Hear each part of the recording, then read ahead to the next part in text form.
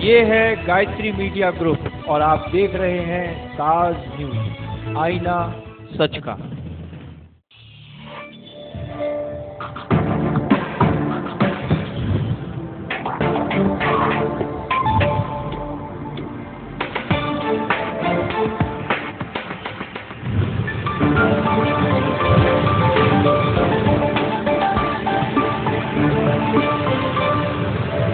नमस्कार, ताज न्यूज के इस बुलेटिन में आप सभी का स्वागत है। मैं हूं आशिया खान। खबरों की शुरुआत करते हैं सुर्खियों के साथ। यमुना में डूबे बच्चों में से एक का मिला शव, बाकी का अभी भी नहीं चला पता। लापता बच्चों के परिजनों में दिखी नाराजगी, प्रशासन पर ढिलाई का आरोप मढ़ा। कश्मीरी नेता अली शाह गिलानी के बयानों से बढ़ रहा है हिंदुओं का रोष। शिवसेना ने कलेक्टर पर फूंका पुतला, कहा कि गिलानी पर दर्ज हो राष्ट्रद्रोह। बिजली विभाग ने ओला पीड़ितों के बिल माफ करने से किया साफ इनकार। शासन और प्रशासन द्वारा किसानों की मदद के सारे दावे हुए दरकिनार। और बौद्ध धर्म के अनुयायियों ने शहर भर में धूमधाम से मनाई बुद्ध पूर्णिमा। पंचशील का किया आह्वान, महात्मा बुद्ध के बताए मार्ग पर चलने की दी प्रेरणा। और अब खबरें विस्तार से। थाना हरिपर्वत के खंडारी क्षेत्र में उस वक्त अफरा तफरी मच गई जब मामूली विवाद को लेकर दो पक्ष अपने सामने आ गए और जमकर मारपीट हुई, जिसकी सूचना मिलते ही थाना पुलिस मौके पर पहुंच गई, जिसको देखते ही झगड़ा कर रहे एक पक्ष फरार हो गया। वहीं दूसरे पक्ष ने पुलिस को बताया कि आरोपी क्षेत्र में दबंगई करते हैं और आए दिन लोगों से झगड़ा भी करते हैं। गर्मियां शुरू होने के साथ ही शहर में पानी की किल्लत भी शुरू हो गई है। ये पानी की किल्लत कई जगह झगड़े की वजह भी बनती जा रही है। ऐसा ही एक मामला थाना हरिपर्वत के खंडारी स्थित बापू नगर में उस वक्त सामने आया जब पानी के लिए चलाई गई समर का तार हटने को लेकर दो पड़ोसी आपस में ही भिड़ गए। देखते ही देखते दोनों परिवार आमने सामने आ गए और दोनों तरफ से पथराव शुरू हो गया, जिससे क्षेत्र में अफरा तफरी मच गई। इसी बीच किसी ने पुलिस को इसकी सूचना दे दी। मौके पर पहुंची पुलिस ने एक पक्ष को वहां से भगा दिया, जिसके बाद पुलिस ने मामले की तफ्तीश शुरू करते हुए मामला दर्ज कर कार्रवाई की बात कही। इसके बाद पीड़ित पक्ष ने बताया कि आरोपी क्षेत्र में दबंगई करते हैं और आए दिन लोगों से झगड़ा करते हैं। जो भी इनके खिलाफ आवाज उठाता है ये लोग उसके साथ मारपीट भी करते हैं। कोई बात नहीं थी, चीज नहीं थी, ये सब लगी समर इनके घर वालों ने।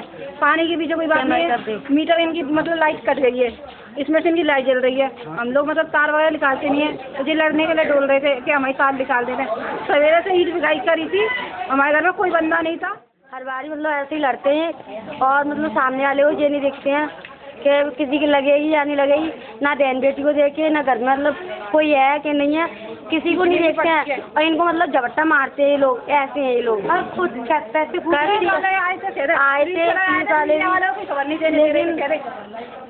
क्या कहे उनके बारे में भी हम लोग।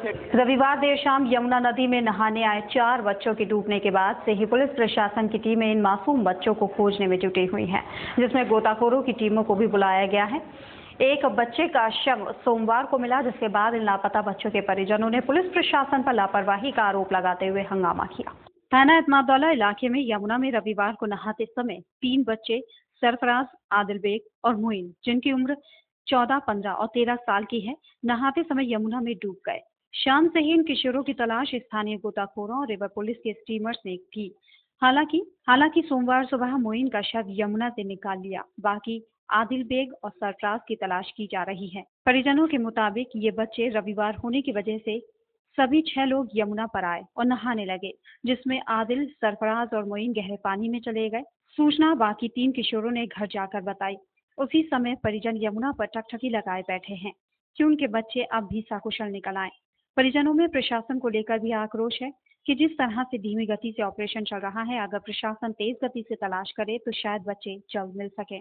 और जो है किसी भी तरीके की कोई व्यवस्था नहीं है। स्टीमर में जो प्रशासन के अधिकारी हैं वो मौज ले रहे हैं बैठ करके स्टीमर में। यहाँ 4-5 स्टीमर पड़े हुए, पीएचडी के जवान खटिया पे मौज मार रहे हैं, यहाँ मंदिर के अंदर, समझे स्विमिंग के रोजे के अंदर। ये किसी भी तरीके से कोई सुनवाई नहीं है यहाँ पर। ऑल मुस्लिम कॉन्फ्रेंस के चेयरमैन अली शाह गिलानी के बयानों पर शिवसेना ने जताई भारी आपत्ति, जिसके पदाधिकारियों ने गिलानी का पुतला फूंककर अपनी नाराजगी जाहिर की। दरअसल अमरनाथ यात्रा पर गिलानी द्वारा दिए गए बयानों को लेकर शिव सैनिकों में खासा रोष है, जिन्होंने उनकी राय पर विरोध जाहिर करते हुए उनकी गिरफ्तारी तक की मांग कर डाली। शिवसेना के पूर्व घोषित कार्यक्रम के तहत उसके कार्यकर्ताओं ने जिला मुख्यालय के बाहर जमकर नारेबाजी की, जहां उन्होंने कश्मीर के अंदर पाक के समर्थन में दिए जाने वाले मुस्लिम नेता अली शाह गिलानी का जमकर विरोध किया। उन्होंने उनकी टिप्पणियों पर भारी नाराजगी जताई है। पार्टी के कार्यकर्ताओं ने इस मौके पर ऑल कॉन्फ्रेंस के चेयरमैन गिलानी को देशद्रोही करार दिया और उस पर राष्ट्रद्रोह का मुकदमा कायम करने की मांग की। गुस्साए शिव सैनिकों ने इस दौरान गिलानी का पुतला भी फूंका। ऑल पार्टी हरियत के चेयरमैन अली शाह गिलानी के द्वारा हाल ही में जम्मू कश्मीर के तहत पाकिस्तान के झंडे लहराए गए और उनके द्वारा अमरनाथ यात्रा को 1 माह के करने के ऐलान को और उनके द्वारा दोहराया गया कि 2008 में जिस प्रकार अमरनाथ यात्रा में अड़ंगा लगाया था, अगर 1 माह तक नहीं किया उस यात्रा में अड़ंगा लगाने की बात को लेकर और पुनर्वास जो वहाँ पाकिस्तानी पंडित जो कश्मीरी पंडितों को पुनर्वास हो रहा है उसके विरोध में गिलानी की जो भाषा चली थी, पाकिस्तान के पक्ष में जो बयानबाजी थी, उसको लेकर शिवसैनिकों में आक्रोश व्याप्त है। जुलूस के कारण इस दौरान एमजी रोड की यातायात व्यवस्था भी बाधित हो गई, जहां इस प्रदर्शन के दौरान ट्रैफिक जहां का तहां थम गया। शिव सैनिकों ने आपत्ति जताते हुए कहा कि अमरनाथ यात्रा गिलानी द्वारा डाला जाने वाला अड़ंगा बर्दाश्त नहीं किया जाएगा। उन्होंने केंद्र सरकार से गिलानी के खिलाफ मुकदमा लिखकर जेल भेजने की मांग की है। बुद्ध पूर्णिमा के मौके पर बुद्ध विहार समिति चक्कीपाट ने निकाली विशाल शोभा यात्रा, जिसके जरिए उन्होंने जनता को तथागत भगवान बुद्ध के संदेशों से वाकिफ कराया। इस मौके पर संस्था की ओर से धम्म गोष्ठी का भी आयोजन किया गया। बौद्ध धर्मगुरु भदंत ज्ञान रत्न ने जिन्हें बुद्ध के सिद्धांतों की सीख दी और उनके आदर्श बताते हुए उन पर चलने की प्रेरणा। करुणा और मैत्री के उपदेशक तथागत गौतम बुद्ध के जन्म, मृत्यु और ज्ञान प्राप्ति के दिन को बुद्ध पूर्णिमा के रूप में मनाया जाता है, जो न केवल भारत बल्कि पूरे विश्व में मनाई जाती है। आगरा के बुद्ध विहार पर इस दिन को उत्साह के साथ मनाते देखा गया, जहां शहर भर से जमा हुए बौद्ध उपासकों ने भगवान बुद्ध को स्मरण किया और उनके सिद्धांतों को मौजूदा परिवेश में बेहद प्रासंगिक बताया। उन्होंने भी जो सम्यक समृद्धि प्राप्त करके संसार के दुखों को दूर करने का जो रास्ता बताया, वो सदग्रस्त जीवन के लिए 5 शीलों का पालन करे, प्राणी हिंसा से बचा रहे, चोरी ना करे, दुराचार ना करे, झूठ चुगली बेकार की भाषा कड़ी भाषा का प्रयोग न करे और बचकर के रहे हर प्रकार के मादक पदार्थों से। ऐसा करने से व्यक्ति का जीवन परिशुद्ध होता है और वह अपना तो हित करता ही है, इससे दूसरों का भी हित होता है। मान्यता है कि इस दिन ही गौतम बुद्ध को ज्ञान रत्न की प्राप्ति हुई थी। उनके अनुयायियों के बुद्ध पूर्णिमा सबसे बड़ा महत्वपूर्ण माना जाता है। जिन जिन जगहों पर उनके मानने वाले रहते हैं, बुद्ध पूर्णिमा के दिन वहां तमाम तरह के कार्यक्रम कर मानवता के दूत से जुड़े इस खास दिन को बड़े ही धूमधाम के साथ मनाया जाता है। तथागत गौतम बुद्ध का त्रिवत पावन पर्व है। इसी दिन भगवान बुद्ध ने जन्म लिया था। इसी पूर्णमासी के दिन बुद्ध गया में उनको बुद्धित्व प्राप्त हुआ था और आज के इसी पूर्णमासी के दिन कुशीनगर में उनका देहांत भी हुआ था। इसलिए ये तीनों पर्व इसी पूर्णमासी के, इसलिए इस पूर्णमासी को त्रिवत पावन पर्व कहते हैं। ये पूरे संसार में ही मनाया जा रहा है, क्योंकि पूरे देवताओं में या महापुरुषों में जितने भी हैं उन सब में गुरु तथागत गौतम बुद्ध को ही मानते हैं और वो शांति के दूत थे। उनकी शांति का ही संदेश दिया था। गौरतलब है कि भगवान बुद्ध अहिंसा, करुणा और मैत्री के संदेश के प्रचारक थे, जिन्होंने सारे संसार को शांति और सच्चाई का पाठ पढ़ाया। आज दुनिया के तमाम देश जिस तरह की समस्याओं से जूझ रहे हैं, उनमें अधिकांश के हल बुद्ध के सिद्धांतों में छिपे हुए हैं। उनके अनुयायियों ने जिनके बताए रास्ते पर चलकर समाज को भी प्रेरित करने का संकल्प लिया। दक्षिणांचल विद्युत वितरण निगम ने अपने क्षेत्राधिकार में आने वाले किसान उपभोक्ताओं को परेशान करने वाली सूचना जारी की है। डीवीवीएनएल डायरेक्टर के अनुसार ओलावृष्टि से बर्बाद हुए किसानों को सरकारी बिजली विभाग के बिल का भुगतान करना होगा। उन्हें बिजली बिल माफ करने जैसी कोई राहत नहीं दी जाएगी, जिससे बिजली बिल माफ होने की आस लगाए बैठे किसानों में मायूसी है। बीते दिनों हुई ओलावृष्टि के पीड़ित किसानों को दक्षिणांचल के बिजली के बिलों का पूरा भुगतान करना होगा। उन्हें ओलावृष्टि की मार के बाद भी विभाग की ओर से कोई राहत नहीं मिल पाएगी। दक्षिणांचल विद्युत विभाग के डायरेक्टर सत्यवीर सिंह राठौर के अनुसार उन्हें सरकार की ओर से ऐसे कोई आदेश नहीं मिले हैं जिसमें ओलावृष्टि में फसल बर्बाद होने वाले किसानों के बिलों को माफ या फिर कोई और राहत दी जाए। कोई भू राजस्व जैसी चीज नहीं वसूलता है बिजली विभाग। हम भी बिजली बाहर से खरीदते हैं, जब भी उपभोक्ताओं को देते हैं। तो अगर हमें ही पैसा नहीं उपभोक्ता से मिलेगा तो हम बिजली खरीदेंगे कैसे? इस तरीके से तो पूरा चक्र ही खत्म हो जाएगा। इसलिए इस छूट को और आम छूट को, जो सरकारी छूट है, उसको अलग हमें समझना पड़ेगा। इसलिए उपभोक्ताओं से हम यही अनुरोध करेंगे कि इस भुगतान को तो बिजली का कम किफ़ायत से इस्तेमाल करें, वो ज़्यादा बेहतर होगा, लेकिन इसका भुगतान तो करना ही पड़ेगा। बीते दिनों उत्तर प्रदेश में बिन मौसम बरसात से हजारों किसानों की फसलें खराब हो गई थी, जिसके चलते अभी तक न जाने कितने ही किसानों ने आत्महत्या तक कर ली, जिसे रोकने के लिए देश और प्रदेश की सरकारों ने इन किसानों के लिए तुरंत मुआवजे की घोषणा कर दी।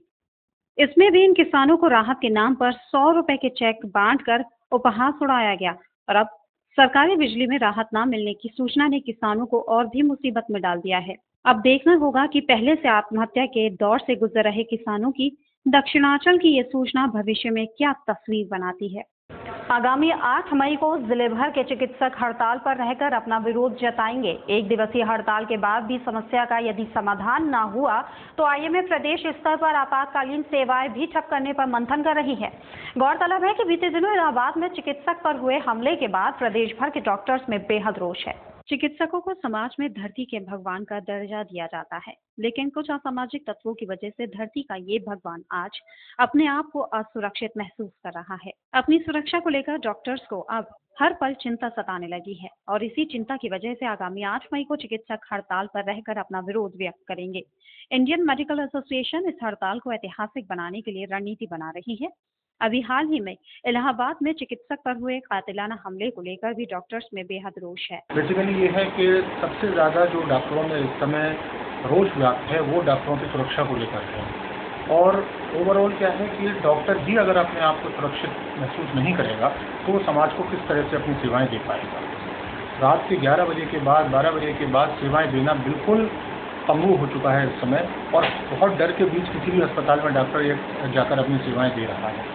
सबसे पहले समाज को भी ये समझना चाहिए कि डॉक्टर भी समाज में से निकला हुआ एक व्यक्ति है और अगर उसको सुरक्षा महसूस नहीं होगी तो वो अपनी best of the best capabilities के अनुसार डॉक्टरों को, मरीजों को सेवाएं नहीं दे पाएगा। नेशनल मेडिकल ऑर्गेनाइजेशन के सेक्रेटरी डॉक्टर पंकज नगायच के मुताबिक 8 मई की हड़ताल चेतावनी स्वरूप है।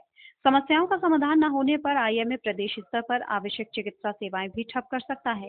इससे पहले एनएमओ के बैनर तले शहर के संभ्रांत चिकित्सक अपनी समस्या रख चुके हैं। बीते दिनों डॉक्टर्स ने मन की बात कर समाज के संभ्रांत लोगों से चिकित्सकों की सुरक्षा पर सहयोग की मांग की थी। आईएमए की इस एक दिवसीय हड़ताल में विभिन्न मांगे भी शासन प्रशासन के समक्ष रखी जाएंगी। आयुष चिकित्सकों एलोपैथी दवाएं लिखने के अधिकार मिलने का भी इंडियन मेडिकल एसोसिएशन विरोध कर रही है। फिलहाल यहाँ रुकेंगे एक छोटे से ब्रेक के लिए।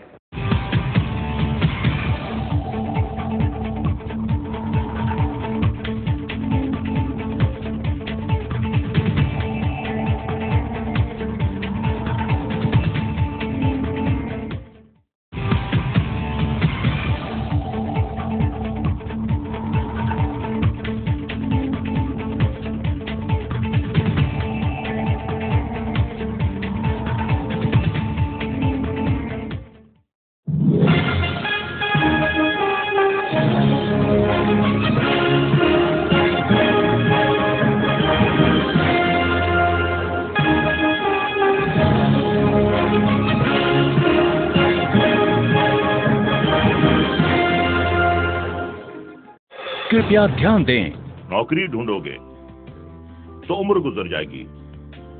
कुछ हुनर सीख लो, अपने पैरों पे खड़े हो जाओ तो जिंदगी संवर जाएगी।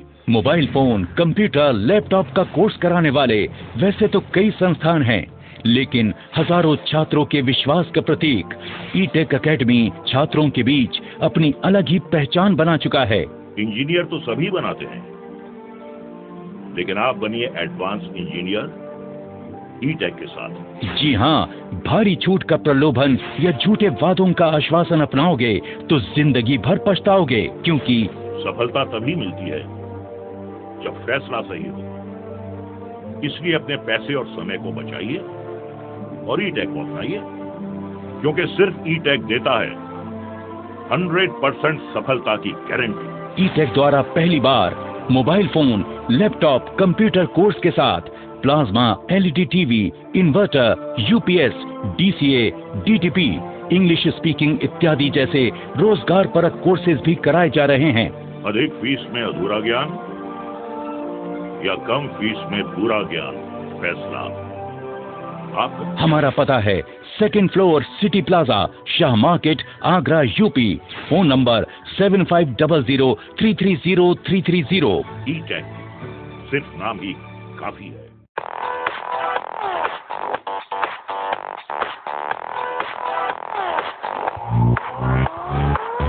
Shri Balaji jewellers, gold, silver और डायमंड ज्वेलरी मिलने का विश्वसनीय स्थान। हमारे यहाँ आपको gold, hallmark certificate gold jewellery नए कलेक्शन के साथ उपलब्ध मिलेगी। संपर्क करें Shri Balaji jewellers, Fortune tower, near Kargil petrol pump, Agra. Phone number 9719333563 और 9759333992।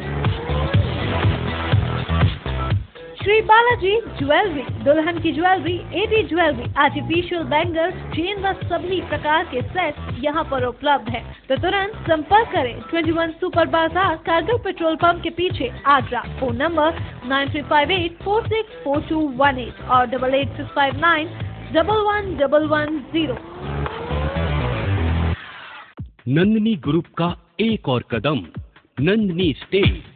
अब कागारौल में एक ऐसी कॉलोनी जहां आप पा सकते हैं पक्की सड़क, स्वच्छ जल, बिजली की सुनिश्चित आपूर्ति, हरे भरे पार्क, भव्य मंदिर, कॉमर्शियल प्लॉट और दुकान, वो भी बहुत कम कीमत में। ये सब सुविधा कागारौल में गेटबंद कॉलोनी यानी नंदिनी स्टेट में। अब गांव को शहर बनाना है, हमारा सपना आपका घर हो अपना। नंदिनी स्टेट। परम पूज्य संत जय गुरुदेव जी महाराज के उत्तराधिकारी संस्था अध्यक्ष पंकज जी महाराज के दिव्य प्रवचन सुनिए हर रोज प्रातः 8:30 बजे साँझ गायत्री चैनल नंबर 873 पर। बाबा जी का कहना है शाकाहारी रहना है। निवेदक जय गुरुदेव धर्म प्रचारक संस्था मथुरा। संपर्क करें 9412726572।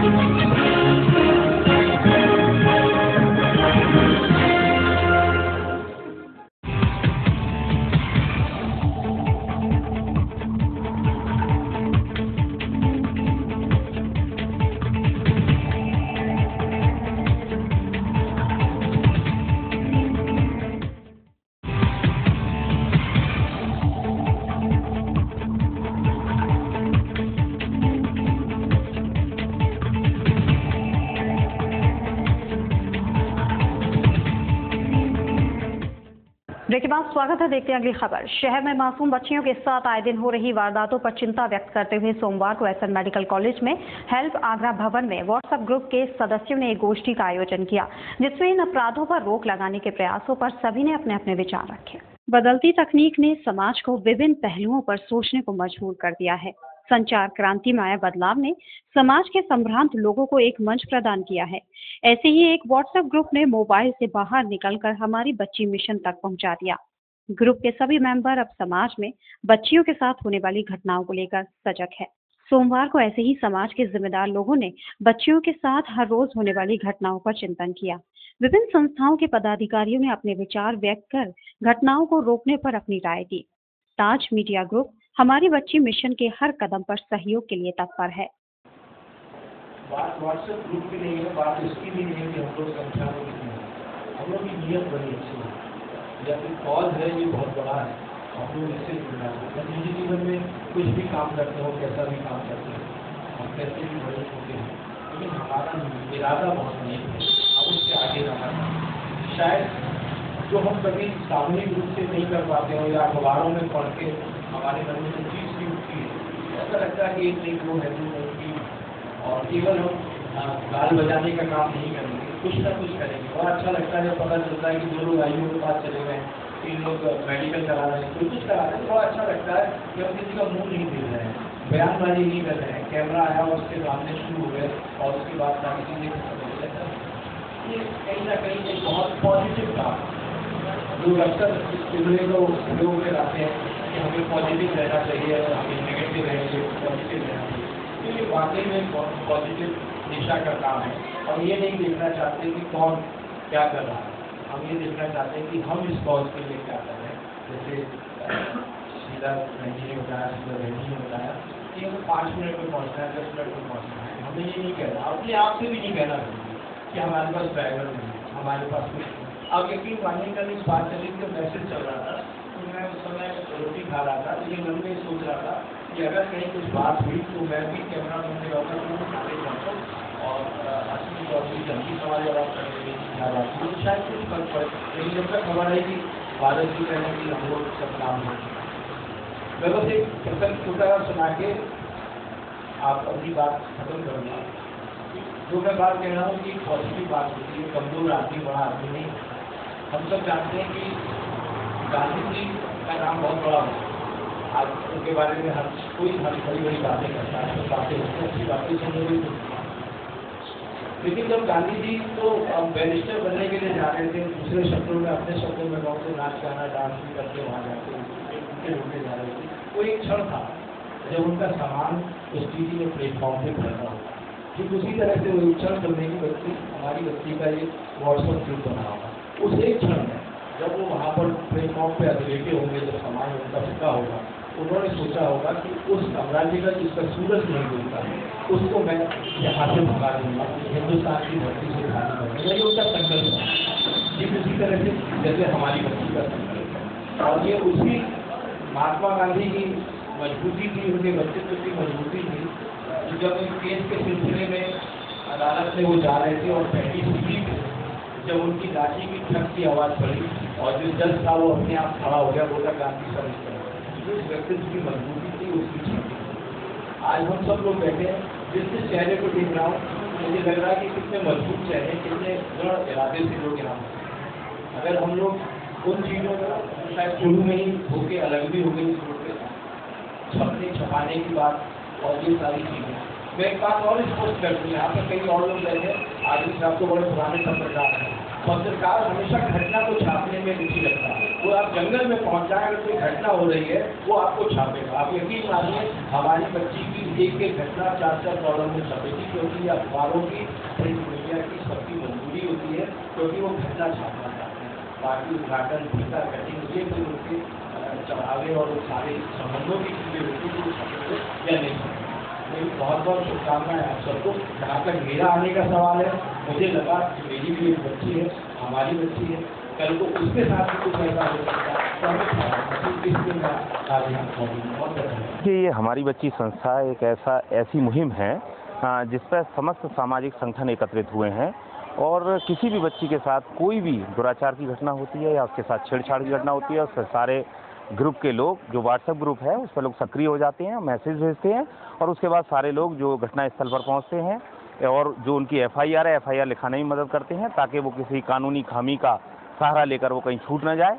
तो ये सारी ये अभियान है, एक मुहिम है, एक आंदोलन है, न कि ये कोई संस्था है। देखिए, यहाँ आगरा में काफ़ी दिनों से लड़कियों के रेप पर काफ़ी विचार विमर्श और सहायता करी जा रही है, लेकिन अब के हम लोगों ने पूरे आगरा की जितनी संस्थाएं मिलकर एक साथ काम करने के लिए ये मुहिम हमने छेड़ा है। और जहाँ तक हम समझते हैं कि ईश्वर हमारे साथ होगा और ये ज़रूर हम इस मुहिम में कामयाब होंगे, जिससे कि लड़कियों के छोटी छोटी लड़कियों के साथ ये सब आज से काम हो और ना भी हो। आज यहाँ पे हमारी बच्ची से लेकर एक मुहिम चलाई गई है और इस यहाँ पे सभी को जोड़ा गया है और कहा गया है कि मतलब सभी हमारे देश में जितने भी बच्चे हैं हम उनको बचाने के लिए ये अभियान चलाएंगे। आगरा के अंदर इतनी संस्थाएं बच्चियों पे कार्य कर रही हैं, पिछले इतने सालों से इतनी बच्चियों के साथ इस तरह की वारदात होती रही है, परंतु उसके बाद अब आगरा के सब लोग जाग गए हैं, सारी संगठन जाग गए और वहाँ यहाँ पर एकत्रित होने के बाद ये निर्णय लिया है कि अगर इस तरह की घटना और भी कोई पुनरावृत्ति होगी तो पूरी आगरा शहर की सारी संस्थाएं जाके एक्टिव होके और जो भी वारदात करे अभियुक्त है उसको तुरंत गिरफ्तार करा के और उसके शासन प्रशासन से जितना सहयोग कराना चाहेंगे उतना कराएंगे और इस तरह की गलत किसी भी प्रकार की घटना में किसी दोषी को जो छुड़वाएगा उसको दोषी ठहराएंगी।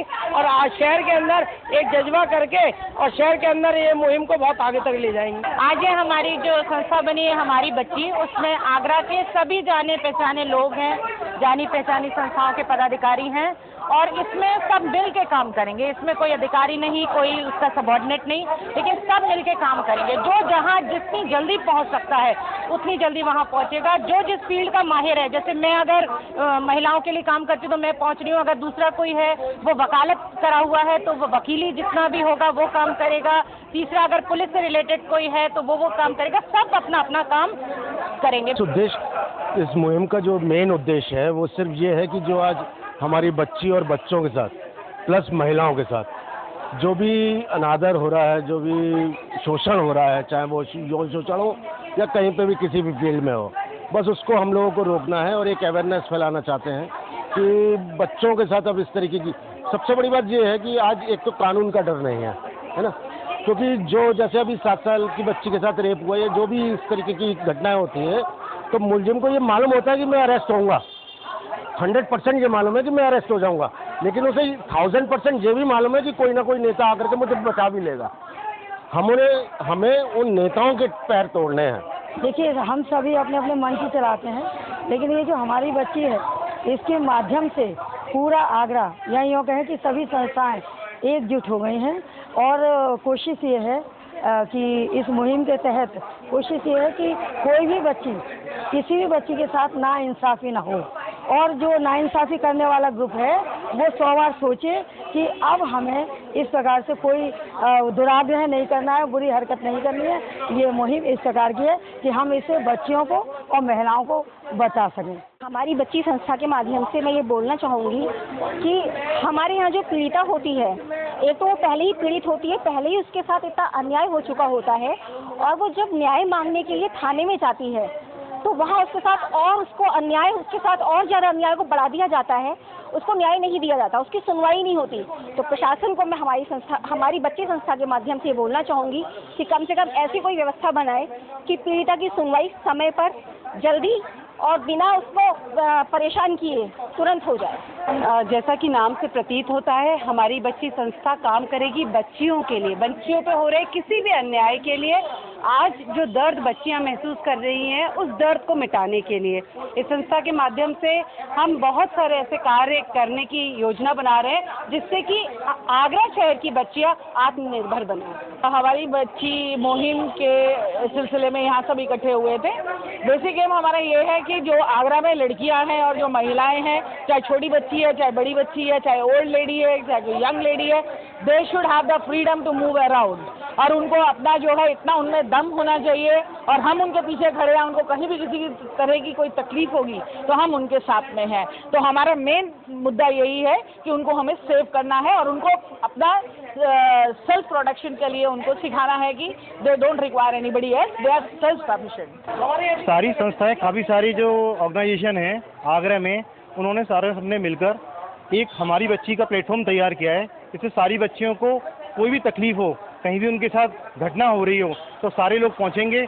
एक व्हाट्सएप ग्रुप तैयार किया गया है जहां इमीडिएटली एक्शन होता है, सभी लोग इकट्ठे एक साथ पहुंचते हैं जिससे कि उस बच्ची को जो शोषण करा जा रहा है उसको रोका जा सके। सारे प्लेटफॉर्म एक साथ तैयार हो गए हैं। बढ़ती भीषण गर्मी में शहर की जनता की प्यास बुझाने के लिए जलकल विभाग ने भी अपनी तैयारियां पूरी कर ली हैं ताकि गर्मी के मौसम में प्यासे कंठों को सूखा ना रहना पड़े और विभाग की भी फजीहत होने से बचाई जा सके। महाप्रबंधक जलकल विभाग की तैयारियों से पूरी तरह से संतुष्ट नजर आ रही हैं। गर्मी का मौसम आते ही शहरवासियों के साथ जलकल विभाग भी सचेत हो जाता है। यमुना का गिरता जल स्तर, जिस वजह से जलकल विभाग और शहरवासी पेयजल संकट से जूझते हैं, तो कई बार विभाग की लापरवाही भी शहरवासियों के लिए मुसीबत बन जाती है। ऐसी ही परिस्थिति से निपटने के लिए जलकल विभाग ने टैंकों की सफाई से लेकर पेयजल की गुणवत्ता तक पर अपनी तैयारियां पूरी कर ली है ताकि बढ़ते तापमान और घटते जल स्तर से निपटा जा सके। विभाग की तैयारियों से विभाग की महाप्रबंधक मंजू रानी गुप्ता पूरी तरह संतुष्ट नजर आई। पूरे इंतजाम है और इस समय जो यमुना में वाटर लेवल है वो भी पब्लिक के साथ में हम लोगों के लिए ठीक लेवल वाटर लेवल मिल रहा है, पानी सब जगह प्रॉपरली जा रहा है। अगर किसी दिन जैसे आंधी वांधी हो गई है, बिजली के फॉल्ट होने की वजह से पूरे दिन पूरे रात में बिजली नहीं रही है तो उस दिन जरूर कोई थोड़ी सी दिक्कत हुई थी, बाकी सब जगह पानी लगातार ठीक चल रहा है। टैंकों की सफाई हमने करा ली है और जो थोड़ी बहुत रह गई है उस पर काम चल रहा है। गौरतलब है कि शहर की पेयजल सप्लाई का जिम्मा शहर के 2 वाटर वर्क्स की है। पहला जीवनी मंडी और दूसरा सिकंदरा ट्रीटमेंट प्लांट, जहां से पूरे शहर को पेयजल की आपूर्ति होती है। हालांकि इस बार भी यमुना के घटते जल स्तर के चलते शहरवासियों की प्यास बुझा पाना विभाग के लिए भी किसी चुनौती से कम नहीं होगा। लंबे समय से पेयजल संकट से जूझ रहा यमुना पार इलाके में जल्द ही समस्या का समाधान होता दिखाई दे रहा है।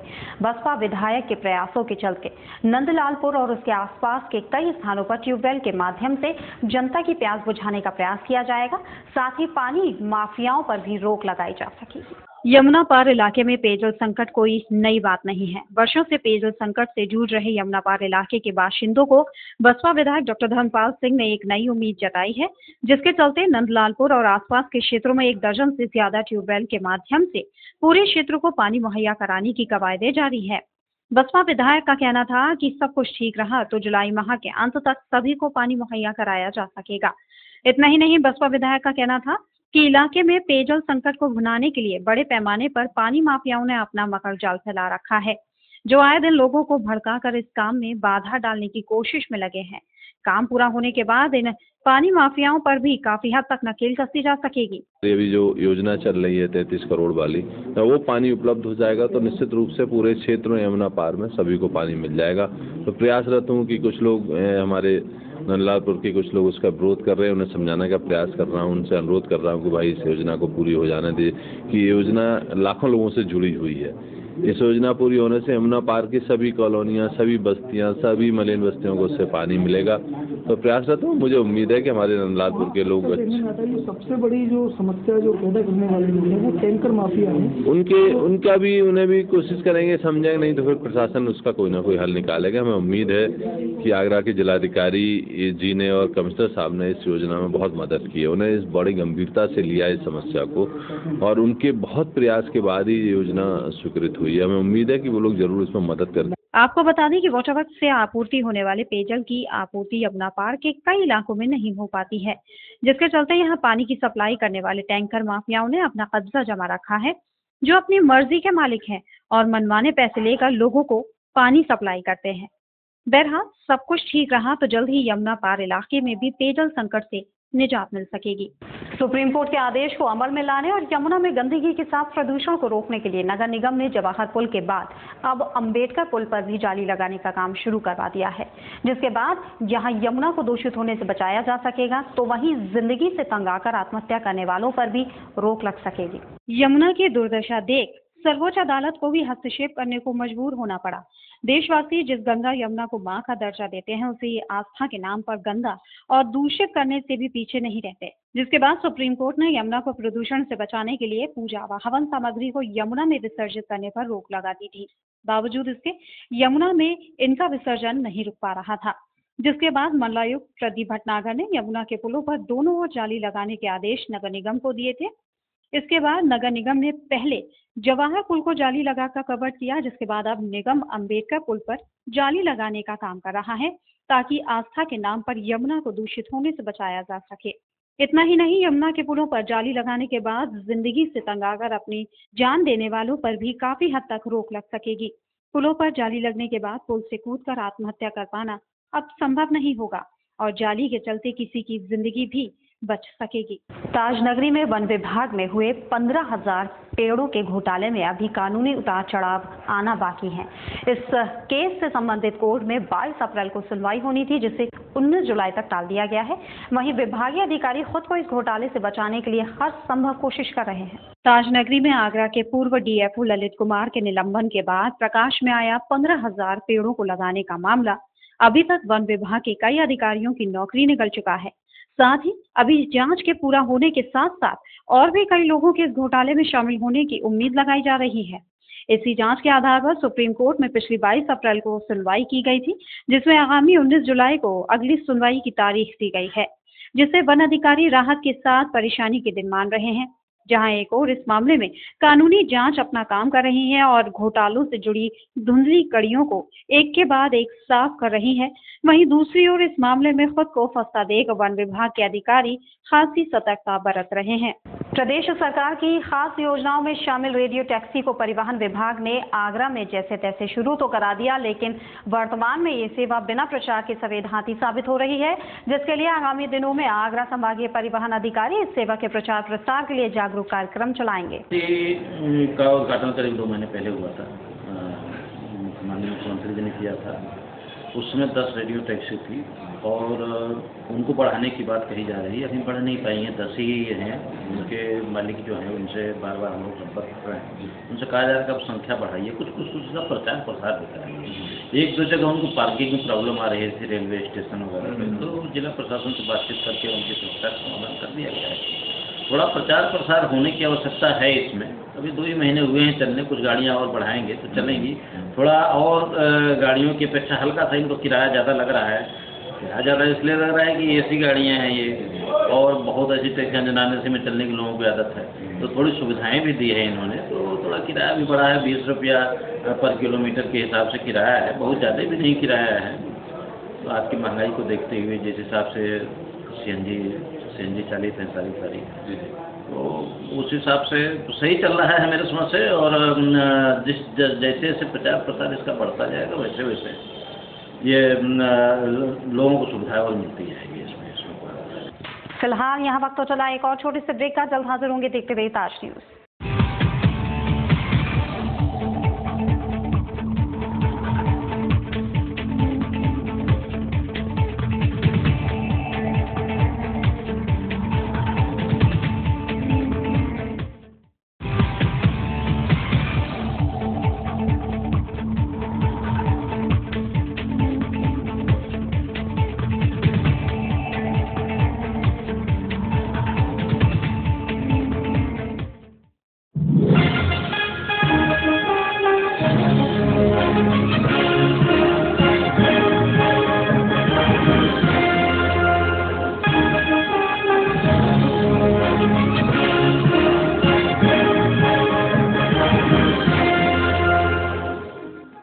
कृपया ध्यान दें, नौकरी ढूंढोगे तो उम्र गुजर जाएगी।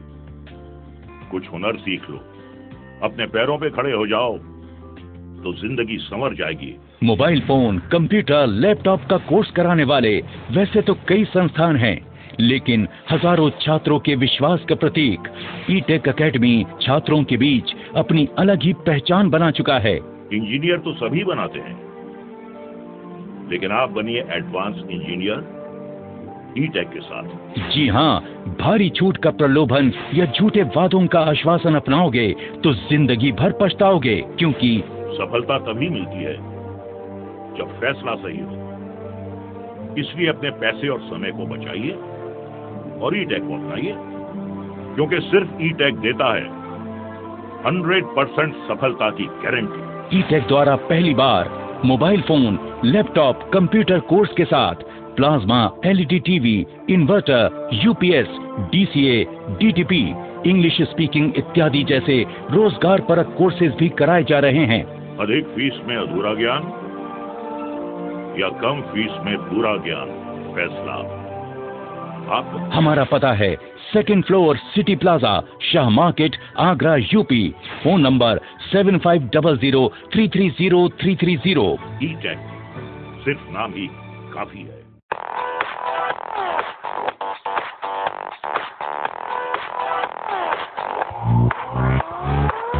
Shri Balaji jewellers, gold, silver और डायमंड ज्वेलरी मिलने का विश्वसनीय स्थान। हमारे यहाँ आपको gold, hallmark certificate gold jewellery नए कलेक्शन के साथ उपलब्ध मिलेगी।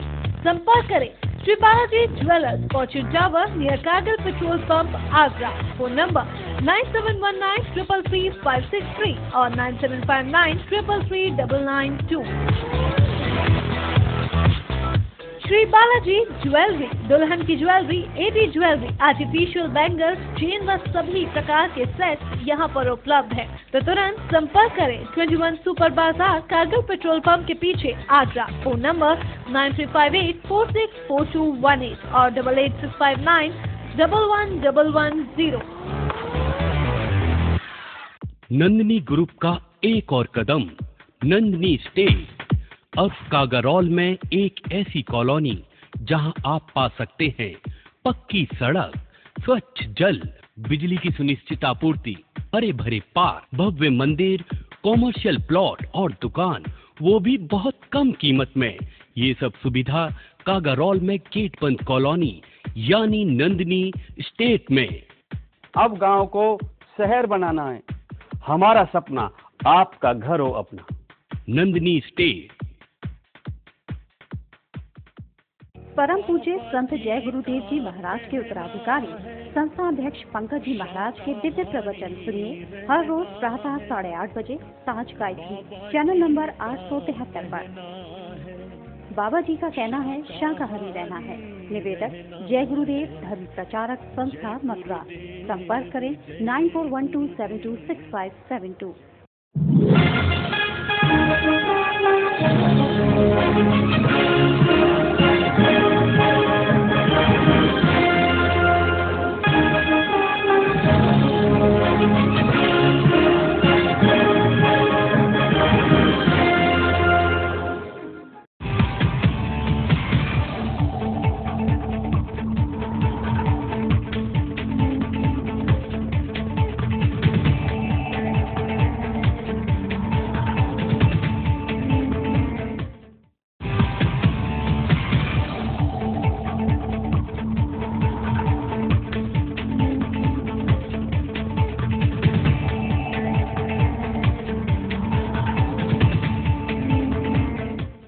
ब्रेक के बाद एक बार फिर स्वागत है। देखते हैं अगली खबर।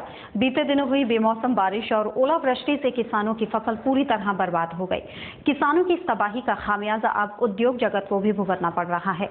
शहर भर के ज्वेलर्स किसानों के घरों में विवाह कार्यक्रम स्थगित होने से मंदी की मार झेल रहे हैं। बीते महीनों हुई बेमौसम बारिश और ओलावृष्टि से किसानों की फसल पूरी तरह बर्बाद हो गई थी। अन्नदाता की इस तबाही का खामियाजा अब उद्योग जगत को भी उठाना पड़ रहा है। गेहूं आलू की फसल की बर्बादी ने किसानों की कमर तोड़कर रख दी है।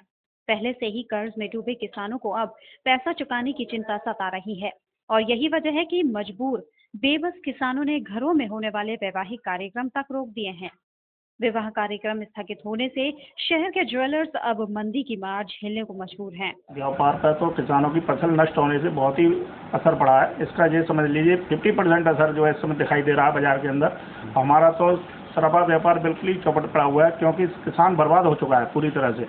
और ये समझ लीजिए किसानों ने अपनी शादियां बच्चों की आगे के लिए पोस्टपोन कर दी है क्योंकि वो पैसा कहाँ से लाए इस समय जो है। बालाजी ज्वेलर्स के मालिक के मुताबिक इस मंदी का असर लंबे समय तक झेलना पड़ेगा।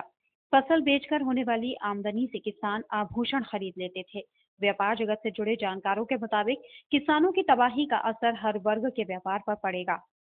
साहला के सीजन में बड़ी बिक्री की आशा लगाए ज्वेलर्स को अब मायूसी हाथ लग रही है।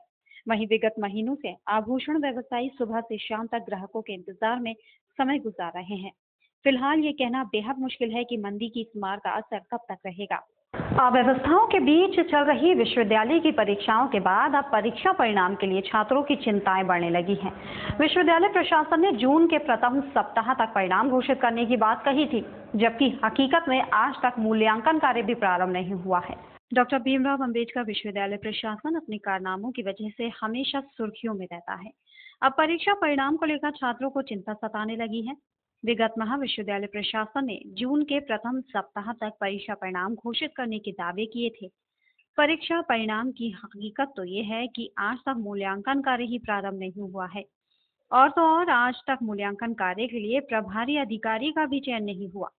सपा छात्र सभा के जिलाध्यक्ष आलोक यादव ने विश्वविद्यालय प्रशासन की मंशा पर सवालिया निशान खड़े किए हैं। अभी तो कुछ परीक्षा ही वंचित रह गई। बीच में जो पेपर आउट हुआ था विश्वविद्यालय से, उसमें जो परीक्षा ट्रांसफर करी थी लास्ट मई में हुई। उसके अलावा भी मूल्यांकन के लिए कोई कोऑर्डिनेटर नहीं बनाया गया, ना मूल्यांकन कार्य शुरू हो पाया। जब मूल्यांकन कार्य शुरू नहीं हो पाया तो परीक्षा तो बहुत दूर की बात है रिजल्ट दे पाए। अभी बात चल रही है कि उसमें छलेसर में मूल्यांकन कराया जाएगा, लेकिन मुझे अभी नहीं लगता 10-15 दिन पहले मूल्यांकन शुरू हो पाए। सपा छात्र सभा जल्द ही मूल्यांकन कार्य शुरू होने पर फिर से आंदोलन छेड़ेगी। गौरतलब है कि मई के आखिरी सप्ताह तक तो विश्वविद्यालय परीक्षाएं ही संपन्न करा पाएगा। समय से परीक्षा परिणाम घोषित न होने की वजह से हजारों छात्रों के सामने अन्य विश्वविद्यालयों में प्रवेश की समस्या खड़ी हो सकती है। जीवंत बैंकिंग, जीवंत भारत की अवधारणा के साथ all India bank employees association ने चलाया हस्ताक्षर अभियान, जिसके माध्यम से उन्होंने आम जनता को भी इस कार्यक्रम का हिस्सा बनाने का प्रयास किया। बैंकर्स की इस मुहिम के पीछे उन्होंने अपनी 20 सूत्रीय मांगों का हवाला दिया ताकि सार्वजनिक क्षेत्र की बैंकिंग प्रणाली को सुरक्षित किया जा सके। सार्वजनिक क्षेत्र की बैंकिंग पर निजीकरण के हमले से बैंक कर्मियों की नींद उड़ गई है, जो सरकार की इस नीति के विरोध में सड़कों पर उतर आए हैं। संजय प्लेस की LIC बिल्डिंग के नीचे बैठकर जिन्होंने अपनी 20 सूत्रीय मांगों के पक्ष में जनता से समर्थन की मांग की, उन्होंने वहां से निकलने वाले लोगों को अपना मांग पत्र दिखाया और गुण दोष के आधार पर उनकी राय जानी। All India bank employees association ने इस मौके पर एक हस्ताक्षर अभियान भी चलाया, जिसमें उनकी बातों से संतुष्ट लोगों के हस्ताक्षर कराए गए। प्रधानमंत्री को हम एक याचिका एक जनता के माध्यम से देना चाहते हैं और AIBA ने ये अभियान चलाया है 20 अप्रैल से 31 मई तक का, जिसमें कि 1 करोड़ हस्ताक्षर हो करके प्रधानमंत्री जी को पहुंचेंगे। उसमें हमारी ये 20 एक जो मांगे हैं एक तरह से अभियान में, और उसमें हमारे ज्ञापन में पब्लिक की ओर से ये जाएंगे और उसी संबंध में ये पेश किया जाएगा। ये हमारे ऑर्गेनाइजर का एक से हमारा फाउंडेशन डे होता है। हमने ये डिसाइड किया कि 1 करोड़ हस्ताक्षर एकत्रित करके हम लोग 31 मई तक हमको एकत्रित करेंगे। उसके बाद हम लोग ये जो है प्रधानमंत्री को याचिका देंगे।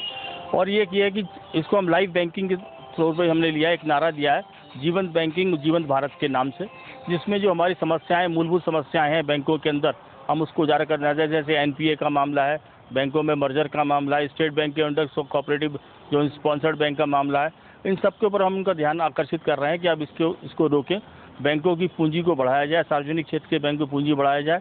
जो प्राइवेट बैंक्स हैं उनको आप जो है उनका भी नेशनलाइजेशन करिए, कोऑपरेटिव बैंक्स को आप स्ट्रॉन्ग करिए, ग्रामीण बैंक्स को जो है आप उनके स्पॉन्सर्ड बैंक के अंदर मर्जर कीजिए। तो और जो NPA बैंकों में बढ़ रहा है दिन ब दिन, इसको आप जो कम करा जाए। दरअसल बैंक कर्मियों का कहना है कि वो भारत को जीवंत बनाने के लिए जीवंत और जनहितैषी बैंक नीतियां चाहते हैं, जिससे कि सार्वजनिक क्षेत्र में बैंकों को और सुदृढ़ बनाया जा सके। यहाँ मौजूद सभी लोगों ने यहाँ से एकत्रित किए गए हस्ताक्षर को PM तक भेजकर कॉर्पोरेट घरानों को बैंकिंग का लाइसेंस न दिए जाने की मांग दोहराई है। जयपुर हाउस स्थित काली मां मंदिर पर भक्तों द्वारा एक भव्य भंडारे का आयोजन किया गया, जिसमें सैकड़ों भक्तों ने प्रसाद ग्रहण कर मां काली का आशीर्वाद लिया।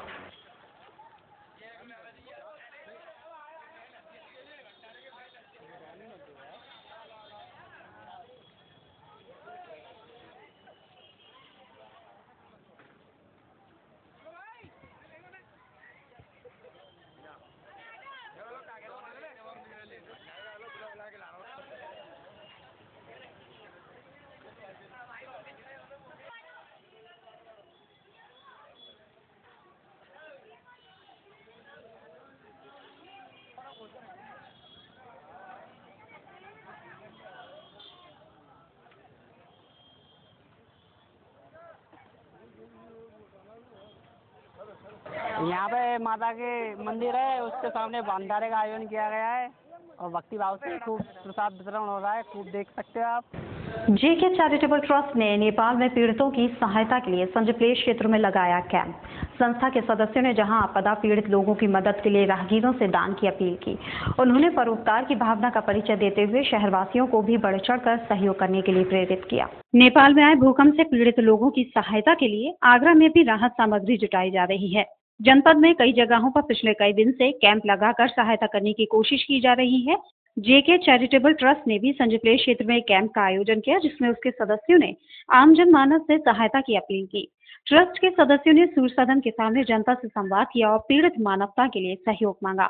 हमने नेपाल भूकंप पीड़ितों के लिए लगाया है, उनकी हम मदद DM के थ्रू मदद करना चाहते हैं। जो भी हमारी धनराशि जमा होगी वो हम नेपाल भेजेंगे DM के थ्रू। अभी हम 2 जगह 1 हफ्ते लगाएंगे, एक जगह लगा चुके हैं। कल का रेस्पॉन्स बहुत अच्छा आया, आज भी उम्मीद करते हैं कि बहुत अच्छा रेस्पॉन्स रहे। शुरुआत बहुत अच्छी हुई है हमारी, काफ़ी लोग यहाँ मदद भी कर रहे हैं। विधवा और वृद्धा आश्रम इस तरह से हम काम कर रहे हैं और जो भी सहयोग राशि जो भी कलेक्ट करते हैं इसी काम में लगाते हैं। पहले भी हमने बहुत सारे काम किए हैं, जैसे गरीबों को साड़ियाँ बांटना, गरीबों को लिए कैंप लगाया, राशन कार्ड के लिए, वृद्धा पेंशन के लिए, विधवा पेंशन, ये इस तरह से सारे काम किए हमने और 4-5 सालों से कंटिन्यूटी कर रहे हैं। अभी कुछ पानी वानी की भी व्यवस्था करवाई थी गांव साइड में जाके, उधर देवरी से आगे, तो इस तरह का हमारा ट्रस्ट काम करता है। संस्था के पदाधिकारियों ने बताया कि उनकी टीम पूरे शहर में 1 सप्ताह तक जगह जगह इस तरह के कैंप लगाएंगे, जहां से एकत्रित हुई धनराशि को जिला प्रशासन के माध्यम से नेपाल को भेजे जाने की बात भी कही गई है। इस दौरान वहां से गुजरने वाले लोगों ने भी इस नेक काम के प्रति उत्साह दिखाया और अपनी क्षमता अनुसार सहयोग राशि दान की। करीब 1 साल तक बंद रहने के बाद फिर से खुला बाल विहार पार्क जल्द ही एक नए रूप में नजर आएगा। इस बार ठेकेदार इस पार्क में नए झूलों के साथ साथ बच्चों के लिए मिकी माउस और नए तरह के अन्य खिलौनों की व्यवस्था करने की बात कहते हैं, तो वहीं इस बार नई वोटों की यहां आने वाले लोगों को वोटिंग के लिए आकर्षित करेगी। पालीवाल पार्क में बना बाल विहार पार्क करीब 15 माह तक बंद रहा, जिसके चलते पार्क में तमाम गंदगी के साथ लगे पौधे भी मुरझा गए। सही ढंग से रखरखाव न होने के कारण अभी लोगों को आना कम ही हो रहा है। ठेकेदार का कहना था कि जल्दी इस पार्क को पहले जैसा साफ सुथरा और आकर्षक बनाया जाएगा। इतना ही नहीं, इस बार जल्द ही ये पार्क नए व आकर्षण रूप में दिखाई देगा। इस पार्क में जल्द ही कई नए झूले और बच्चों के लिए मिकी माउस और अन्य तरह के खिलौनों को भी लगाया जा रहा है, जिसके बाद यहाँ आने वाले लोगों की संख्या में काफी इजाफा होगा, तो वहीं परिवार के साथ आने वाले लोगों को भी सुखद एहसास होगा। 14 माह से ये बंद रहा था, जिसकी वजह से यहाँ गंदगी और पेड़ टूटे हुए हैं और कुछ ब्रांचें भी टूटी हुई है। ये 1 हफ्ते के अंदर पूर्ण रूप से उसी रूप में आ जाएगा जैसे पहले था। इसमें कुछ और नए इसमें जो है और फैमिली के लिए मैं बता दूंगा आपको, फैमिली के लिए झूले, मिकी माउस है, जंपिंग है और जो है कई तरीके के झूले हैं, 5-7 तरीके के, जो 5 तारीख तक चालू हो जाएंगे। लगता है कि पहले जो लोग आते थे उसमें कहीं ना कहीं और ज़्यादा इजाफा होगा। मैं इतना मानता हूँ कि सारी चीज़ें लगने के बाद फिर कई गुना, जैसे एडीए ने बनाया था सर्वप्रथम, उससे अधिक आने की उम्मीद कर। गौरतलब है कि विवाद के चलते ये पार्क उक्त ठेकेदार से वापस ले लिया गया था और विभाग अपने संसाधनों से ही पार्क का संचालन कर रहा था, लेकिन बाहरी लोगों का प्रवेश बंद था। अब मामला निपटने के बाद विभाग को राजस्व के साथ शहरवासियों को भी पार्क में परिवार के साथ समय बिताने का मौका मिलेगा। ताज न्यूज़ के इस बुलेटिन में फिलहाल इतना ही। अगले बुलेटिन में आपसे फिर मुलाकात होगी। दीजिए इजाजत, नमस्कार।